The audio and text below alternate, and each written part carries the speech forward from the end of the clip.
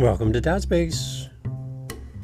We have an author with us today who's going to talk to us about two books he wrote, Finding Joy in the Empty Nest and Doing Life with Your Adult Children. Jim Burns is here. Super nice guy.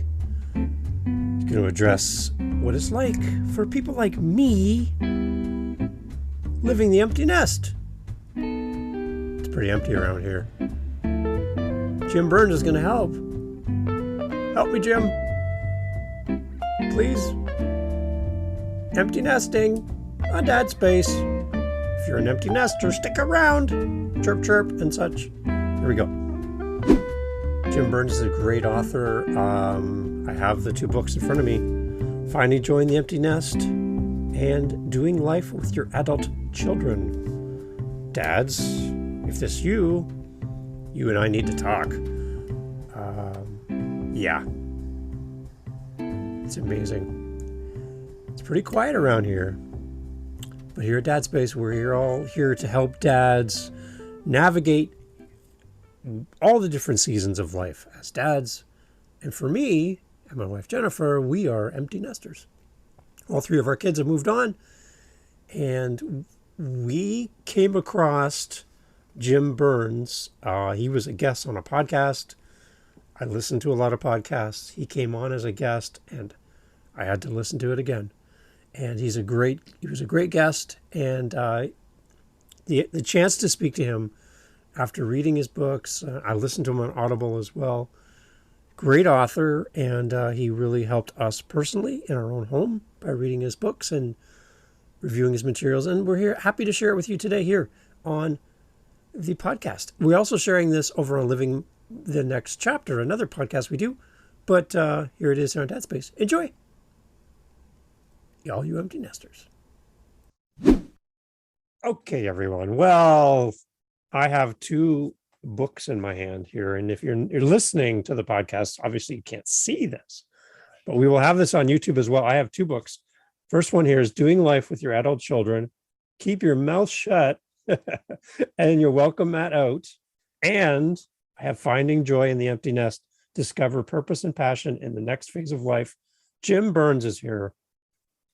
These books, Jim, have arrived just in time. Thank you for writing these. Jim Burns, welcome to the podcast. Hey, great to be with you. I feel like I need to say A because you're my Canadian brother. But I'll try to speak American English, although you all sound a lot better. I always say Canadians sound better than us Americans. We have all this crummy slang and you don't. Well, I love when I hear my American guests come on and they say you all or y'all. I'm like, that sounds so cool. We don't have anything. We got A. We say A a lot. I like A. I think A is A. I like that. Jim, thank you for writing these books. My wife and I are empty nesters, so we are your humble students today. Yes. My wife is at work today. She is kicking herself because she wanted to be here. She could probably hijack this whole podcast and spend time with you on her own. But when these books arrived, I mentioned to you, she snatched them out of my hands. Yes. And she was into them like right away. So right. Thank you. Tell me a little bit about you. Feel like I know you already, but our listeners are maybe hearing about you for the first time. Let's introduce yourself and tell a little bit about your story. Well, I have adult children and my background is youth ministry, Dave. So I worked with kids all of my adult life. And as I grew up, I realized that some of those kids were growing up and I used to think, wow, their parents need as much help as these kids I'm working with, right? So I kind of changed what I was doing and I started trying to help families succeed more. And I still wake up thinking about kids. It's funny, you never get out of that. I'm 68 years old. And when I was 18, I was working with kids, but, and speaking in Canada a lot to student groups, big student groups. But I thought the most effective way for me to help kids is to actually help the parents. And so I've given the later part of my life and career and ministry and vocation to trying to help families succeed. And so Homeward, the organization I work with, has 4 values: strong marriages, confident parents. That's kind of where what we're talking about comes in. And empowered kids and healthy leaders. And so all of our content and the grid goes through that. And I've had the privilege to really, it's been a beautiful run. I've had the privilege to speak at Promise Keepers over the years when Promise Keepers was around. I've had the privilege to, speak to MOPS. So, I kind of run the gamut. But these two books have become really important to me because it's what Kathy and I are going through. So people have asked me, why'd you write the books? And usually I just say desperation on our own life. Kathy said, I didn't see this coming, right? The empty nest or the kids becoming adults, actually in opposite order. So, and then I started doing research and realized there wasn't a lot out there. And we've somehow hit a core because people keep reading the books and wanting more. It's amazing. Okay, so off to my side of the camera, I have my three kids up on the mantle above the fireplace here. All three of them have now left the house. Yeah. We are surrounded by a museum of stuff that we are not allowed to get rid of. So we tell them that we have to charge them like admittance to get in.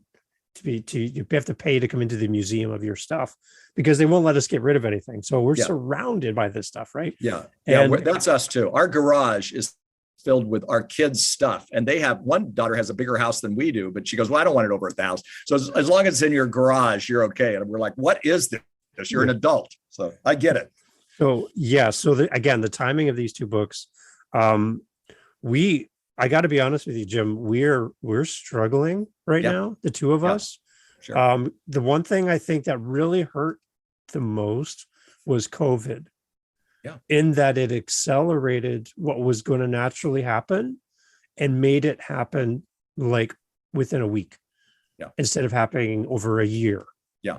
Right. Because my kids are like, listen, at one point here in Canada, we couldn't have your social circle be bigger than your family.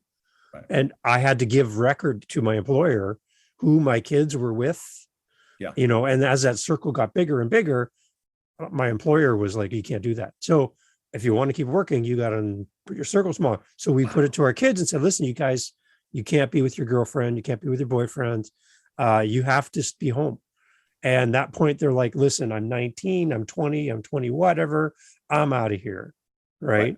Because I can't say no to them. Right. I want to be with them and I'm an adult, and everything kind of fell apart. Yeah. Right. I thought, Dave, that I'd heard it all, but that's a new one for me because I didn't realize. I knew it was COVID, issues were different in Canada. That's a tough one because a lot of times what we saw was kids coming back home. They boomeranged back because they were sent home from college or whatever. And they said, well, I'm adults. So I'm supposed to be treated like adults. You're going, well, we're paying for your cell phone. We're paying for your college. And you're not exactly acting like an adult. But when that comes, that's even more complicated because you were managing the amount of friends they could have or not have for your job. That's a tough one. Honestly, you get the award for the toughest one I've heard for the last couple of months. And then now they've got themselves into different situations where they are now financially hurting. They've taken on an apartment they can't afford. They've lost work. They are in a relationship or a setting that's not positive, and they want to come back, but they want to bring their significant other, girlfriends and whatever, to the house and live here in my house together. And that doesn't fit with what we want as a home. Yeah, no, you're right. And I think it's hard as parents. One of the things I say in the book on doing life with your adult children is that they view tolerance as a form of loving. And so if we have a different kind of a worldview than they have, and we don't just embrace their worldview, they see that as not loving, when in fact that is not the case. It's possible to agree to disagree. But for your own home, my principle is that it's your home. So it's my home, my rules kind of a thing. And if they don't want to abide by that, then that's fine because they're adults. They can figure something else out. And we're dying on the inside because it's breaking our hearts because we want them to, they violated our values, say, and they want us to embrace that. And we can embrace them and we can continue to love on them. But we also have to say, but here's the foundation we've built on. And so I say to people all the time, when they have a situation like this, do they know what you believe? Yes. Do they know how you feel? Yes. Then don't be a one-topic parent. They know what you believe and feel. And so you've got to broaden it. And, I said to somebody the other day, because their son likes to play baseball and watch baseball. And I said, well, why don't you go to baseball? Take him to a baseball game. And in the middle of it, they're dealing with more. The son wants to move in with the girlfriend and the son's smoking pot and, all these other things. And I said, he knows what you feel and believe, and you've actually done really good setting some boundaries. Now it's time to go to the baseball game, which is hard to do because we want to just talk about that one issue, but it's hard. Yeah. I commend you for staying with it. Again, today you're not the most popular, but long term, they understand. They'll appreciate quite possibly down the road that you showed love and care, and at the same time, held your ground in terms of what you believe at your home. I mean, they know what you believe. So in doing life with your adult children, you talk about parent with awe. And I love the story behind awe from your relatives and who you looked up to. Can you explain to this? Because I loved that you said you have this next to your desk, this acronym AWE, A-W-E. Yeah, there it is. Right. Yeah, right there. So it's just a little Post-it note. It's not very fancy, but it's there. Yeah, I know. And I appreciate that you have that there. Can you explain that part to our listeners? One day I started thinking about, how do I relate to my wife? How do I relate to my kids? How do I relate to people here in my office? And I wrote down A period, W period, E period, stands for affection, warmth, and encouragement. So you do that on different levels. Obviously, the affection for my wife is very different than for I have 3 daughters, my 3 daughters, or my, obviously with my staff and team here at Homeward. But how do I express affection, warmth, and encouragement? To me, that's the foundation for good communication. There was a man, and I didn't write this in the book, but there was a man named Neil Clark Warren. He's actually the founder of eHarmony.com. A lot of people would know of him. And what they don't know, he's a marriage expert. He's a wonderful Christian. We went to the same graduate school, Princeton, him 20 years before me, but he's been a mentor in my life. And he said to me, communication is a learned trait. And that was a mind blower for me in terms of thinking about, I came from a dysfunctional family. My wife came from a dysfunctional family. So we just assumed we were carrying baggage, and we were actually. But what we realized is we could change that. And so for me, it was this little acronym, affection, warmth, and encouragement. And I think a lot of how I'm doing with my kids is, can I shower them with affection? Can I shower them with warmth? And affection isn't just kissy, lovey, huggy. Affection can be, I'm proud of you. I love you.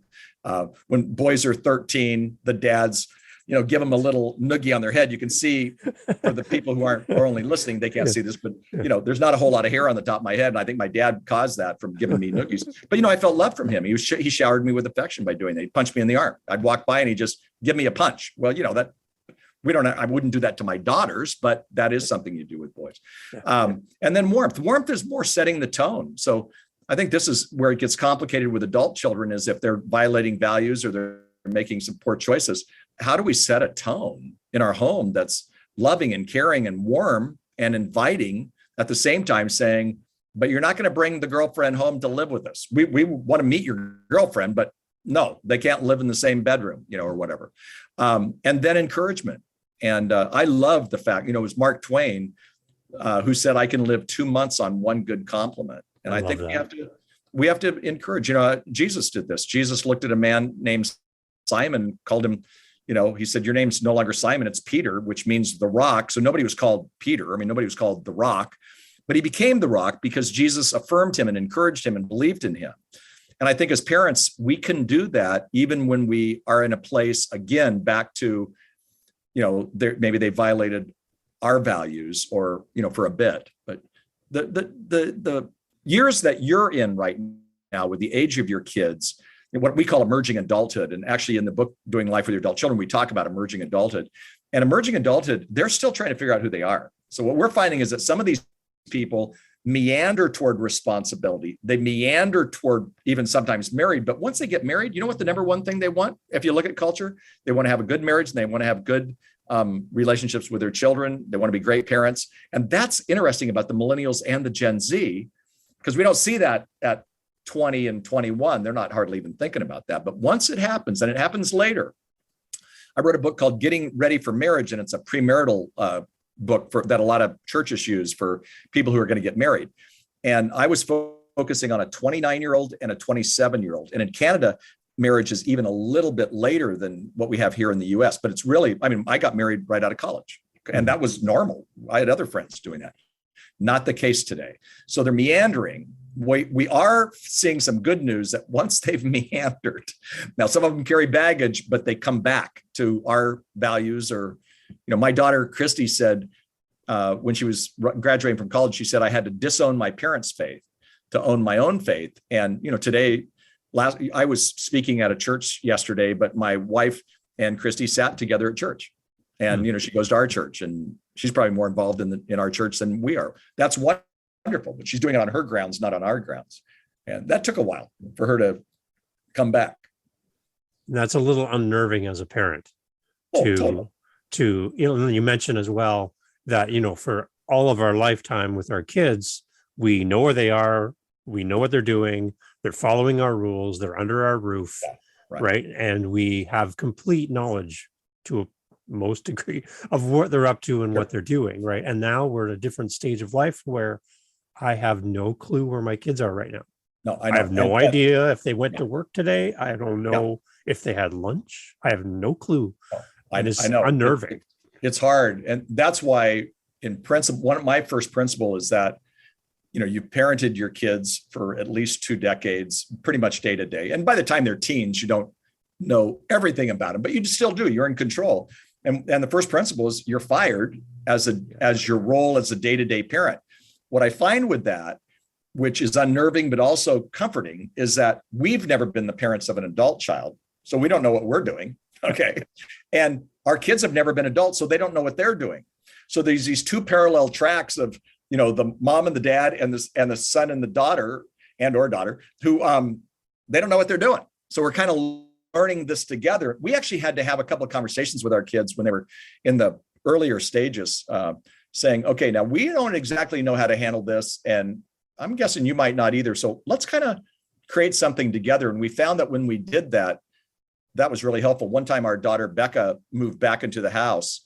And so we had a moment where we said, hey, let's talk about some expectations. And we said, as an adult, your hours are a lot different than ours, but we're going to stay up because, we're your parents. So we need you to text us at 11 o'clock where you are and where you're going to be, because if not, we're going to be up. And also this is a bucket, and it has, see this brush? This is how you clean a toilet. We're not sure you've done a lot of this, but that bathroom is yours. And we'd love to have dinner with you once or twice a week. She goes, I can do that. And she goes, now, do I have some expectation? I have some expectations too. And I didn't expect it, Dave, because I thought she didn't have any expectations. It was our expectations, right? And she goes, Dad, I want to bring my friends over, but you were a youth pastor. And so all my friends like you, and they think you're like a youth pastor. So you sit in the middle on the couch and you talk with everybody, and they all like it, but you're kind of stealing my thunder. So I need to invite you into the living room. And I'm like, wait a minute, I thought I was cool. You know what I mean, Dave? So it was really good because she had some expectations too. And then we kind of created an exit strategy. What will it take for her to get back out on her own? Because she had been living with a friend of hers from college, a young woman who moved to another place. And what would it look like for her to get back? And how could we even, look at the finances and all that? And it was actually what turned into what was first awkward became really good. But, we just sat down and talked to her like an adult. Sometimes that works. And obviously there were other times in our life with our kids, it doesn't work. Yeah. Okay. So for those parents that might be listening to this, Jim, and they feel like maybe they failed, or they haven't, maybe if they've done something differently, the results would differ and they're not happy with the results they're seeing in their kids. Yeah. Is our children and how they live their adult life a direct reflection on us as parents? No, well, we think it is as parents because we make it more about us than it really is. What I say to parents all the time, I say this to parents every week. Really good parents have kids who make poor choices. So, there are times when, people did really good jobs with parenting and then they made poor choices. We were in a small group, and this one couple were just characters. Their kids, one is a youth pastor, another is a theologian at a Christian school, the other one married a pastor. And these people, the parents, were just not necessarily all together. And then we have somebody else who did a great job parenting, and their kids rebelled. So it's not the norm all the time. But I think we as parents, Kathy and I, when our kids would rebel, we'd say, wow, we should not have gone on that vacation over Easter break. they should have gone on the mission trip, or as a family, we should have prayed more, or we should have, done this or done that. Maybe we should have homeschooled our kids instead of putting them into public schools. So they got some weird ideas, whatever. And, the fact of the matter is that you do the best you can. And then you look back and, we're now, our kids are older now. Our kids are in their later 30s. And we were at a big wedding experience recently. And Kathy and I were just sitting there and we were watching our kids kind of interact. And I said, you know what? I love these kids. I'm not even sure I liked them when they were 21 and 22. But, now that they're in their 30s, they've kind of got through that process. They're all married. They are doing well. We have 3 grandchildren. They're making good decisions about finances. They're making, good, not everything. We could disagree on lots of stuff, but I like them. But we had to realize that there was a season that it wasn't going to be easy. Like I'll say to people, I'm speaking at the International MOPS Convention, which is Mothers of Preschoolers. And I always say to them, you know what? Life's chaotic right now, but it's going to be chaotic. I mean, that's just how it is. Well, I think when you have younger adults, or what we call emerging adults, I think that's a real chaotic time for us because they're trying to figure it out. They're in the what I call the experimental phase of life. They tend to a lot of them tend to come back to their roots, but they got to get through that stage. And what you hope and pray is that they don't, come back with all kinds of baggage, with some real poor choices. And ever so often you do hear that. You hear about the young woman who got pregnant outside of wedlock, and now she's, kind of becoming responsible, but not that the child is a burden, but that the child, has changed her life, dramatically for the rest of her life. And it was in she doesn't have a dad. There's not a husband in the picture. Yeah. Those are hard stories.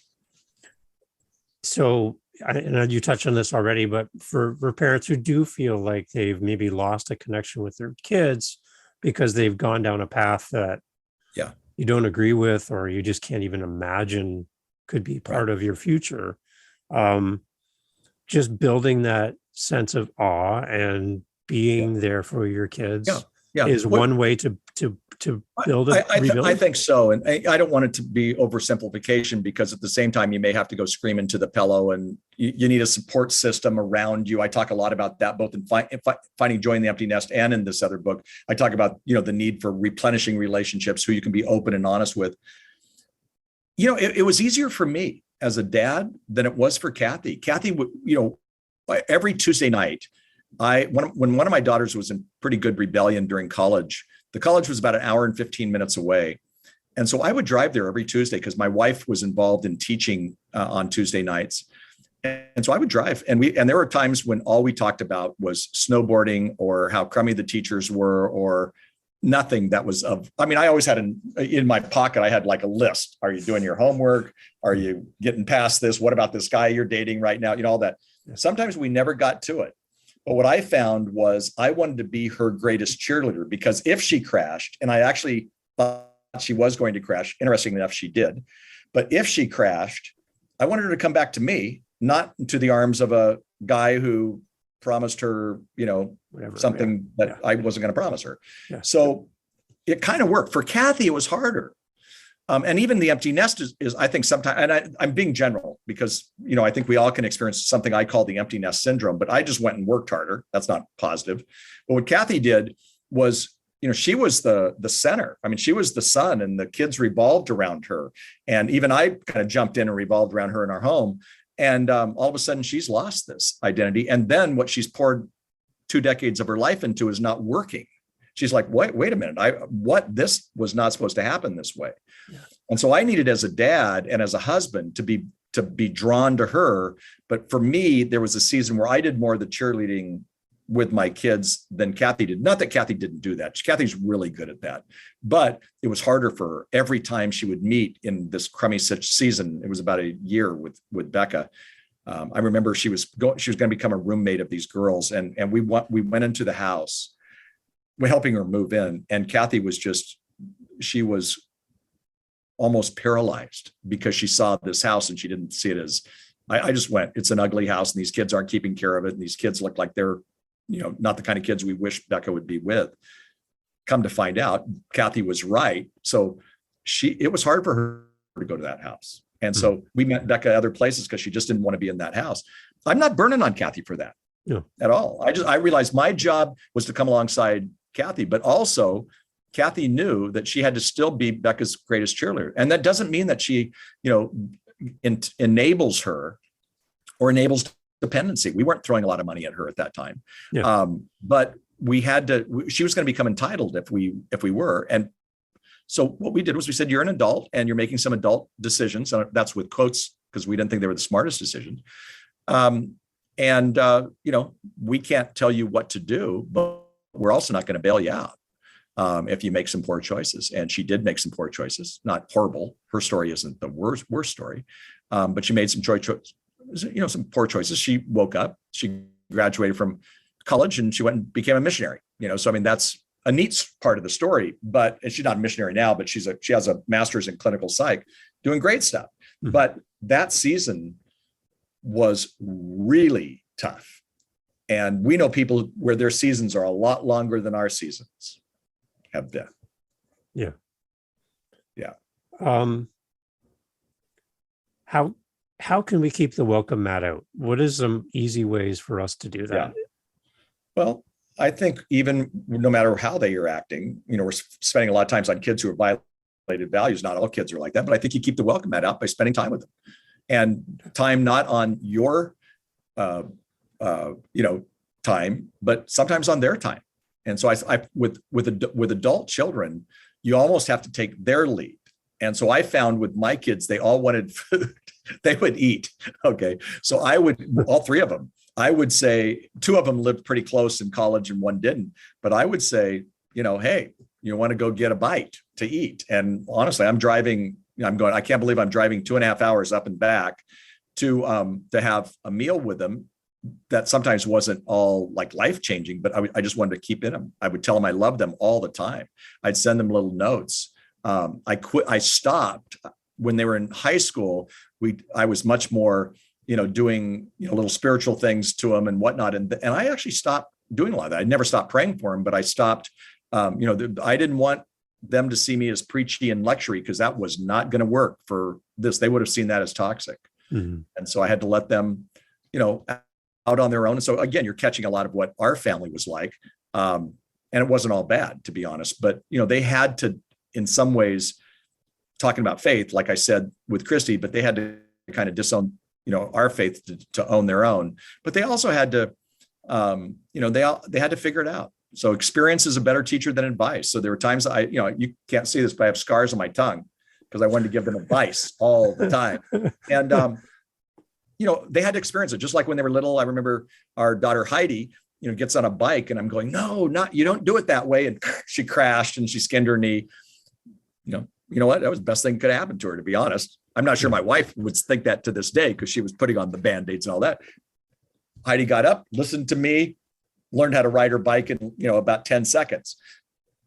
Sometimes the crash or, they're like, wow, this is not as, you were talking about kids who have to, all of a sudden they're having financial problems. Well, if you always bail them out, then they're not going to understand that, hey, you got to work hard to make those payments and whatever that might be. Now, 75% of parents of adults do help their kids out at one way or another, sometimes with finances. But I think the bailing out isn't a good idea a lot of times, because they need to learn on their own. And it's hard watching them fail or fall. But again, that's how they learn. Yeah. So as well, finding joy in the emptiness, I love how you're addressing tips for empty nesters and couples. But as well, you also talk to single parent empty nesters, and I don't hear a lot of resources for them. Hey, there's not a lot of resources, and if you look at empty nesters, I don't know, it's not half, but it's a huge amount in North America who are single, and I couldn't find things, and so at first, I think my publisher wanted me to write a marriage book on empty nest. And I went, there's plenty of marriage books on empty nest, and I do write on that. That's a major passion for me. But what I found with the single, and I interviewed single women and single men and what they were going through. And I came up with the fact that they had two losses, because they had the loss of their kids becoming adults and now they're not in the home, the empty nest, but it was really quiet. But the other loss was that they were dealing with either the death or divorce of a spouse. Sometimes they were so busy depending on when it happened, but they were so busy and they were working so hard to get their kids out of the house and, fed and all that, that once they went into the empty nest, that's when they dealt with the, issues of this death or of this divorce. So they have two losses. Whereas with Kathy and I, we had one loss and we could kind of talk about it. Now, when I say one loss, we had three losses because of our three kids, but we had the loss, but then we could buddy up and talk about it and work through it.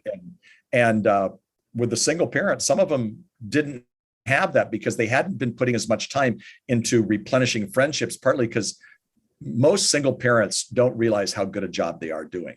But in doing that, they give up so much. And sometimes it's their friendships and their social life and all the other things. And it's complicated. I don't have an easy answer for them. Yeah. But so again, I wanted to write to them and I wanted to encourage them and I wanted to recognize some of their specific issues. And I met some great single, empty nesters, and they really helped me understand that, there's some really healthy things that they can be doing. And one is understanding that they really, lean into friendships, but also it's not like you're losing your kids, you're losing their day to day. But I know a single empty nest mom who every Sunday gets together with her daughter and her husband and the husband and the grandkids, and they have food at the house and they have fun. And, just this, it's just every Sunday it happens to happen. And then the other one that's away on about a monthly basis, she's, connecting, and she's actually doing the drive and meeting with the kids and with the daughter. And sometimes it's her friend, her daughter. When I said kids, I meant sometimes the daughter brings her friends too. But she's just changing the relationship the way it goes. And what you don't want to do is just go, I'm lost, and stay, sitting eating ice cream at home, saying, when are the kids going to call? It's amazing.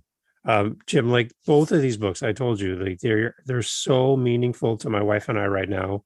I'm so impressed. Like I wish I could talk to you for hours and hours. You do have many things on your plate, but I do appreciate your time today. As we close off today, what would your message be to somebody who is on the doorstep of an empty nest? Yeah. How do we prepare for this? Well, first of all, I think we should, you answered it, Dave. I think we have to prepare a little bit. What we did with hundreds of people that we talked to and I wrote this book during COVID, so it was on mainly Zoom calls with loads of people, me asking questions, what's going on, is we realized that people hadn't prepared for the empty nest. And so once their kids were gone, they were preparing, getting their kids out of the house, going to college, going to the workforce, whatever, but they were doing that well, a lot of them. But all of a sudden it's quiet and they look up and they go, wow, even in a marriage, we buried some things under the mat. So, wow, gosh, we've got to deal with that. We have to reinvent our life. Yeah. And I think when you do it, when you're already in the empty nest, it's harder than if you kind of have been thinking about it just a little tiny bit. It's kind of, then you're preparing for it, if you would. But we found a lot of people didn't prepare. And that was a harder thing. And you know what? One of the things that happens is in the midst of all that, and especially if the kids aren't doing well, we have to understand that even for our kids and for our spouse, the big question is, even if they're violating values, do you still love me? And I think sometimes, like with Kathy and I, we actually had to reinvent our marriage relationship. I mean, we had love. We've been married 48 years and we speak on it. I write books on marriage, right? But what we realized was that we had to reinvent our relationship now that our kids were gone, because so much of our relationship was based around our kids, and it got real quiet real quick. And we're like, so what are we going to do? And for us, we had to even rekindle some of the romance. So it's a mouthful to your question, but a lot going on. Yeah. It's amazing. So everyone, I'm going to show them again here. These are the books. Finding Joy in the Empty Nest. A wonderful book. It's perfect for my wife and I right now. And now as we go deeper with our kids, doing life with your adult children, two amazing books from Jim. Jim has more than this. And you can find that through the website. Jim, how do people contact you? People can go to Homeword, HOMEWORD.com. And Homeword does some great things. We have over 2 million resources in print. We're the largest provider of parenting seminars in the US. And we do a lot of stuff in Canada. I'm soon to be in Saskatchewan. And it's not exactly as easy to get to as where you live, Dave. But I have just found that the Canadian parents need the same amount of input as we need here in the US, and it's really so similar. So the Homeward website is a great website. We do free webinars every month. People come on from all over the world and watch the live webinar. They can get it. People right now could go on our website and find under webinars, find the previous webinars, and we've got stuff for kids 3 to 5 on healthy sexuality, and we've got things for people who are with adult children. So we kind of run the gamut. Nice. Jim, thank you for making time in your day today. Thank you for writing these books. And as your target audience, speaking back to you, thank you for That's investing. Awesome. Tell your wife next time we're on, Dave, she needs to come on too. I want to hear her input too. I love the fact that you just said next time we're on. That just made me super happy, just so you know. But thank you, Jim, so much. All the best to the fammy, to the grandchildren, to your wonderful wife and the girls. Great. Thank you so much for everything, Jim. Thanks. Take care. Bye-bye. Bye. Thanks for listening to Dad Space today. Go check us out on all of our social media, YouTube, all that great stuff. You can find us as Dad Space Podcast. Real simple. Dad Space Podcast, whether you're on Facebook, Instagram, TikTok, even YouTube.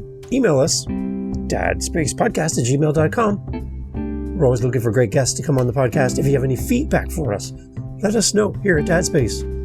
Looking forward to connecting with you on the next episode, right here of Dad Space. Follow us on your podcast app for more. Cheers.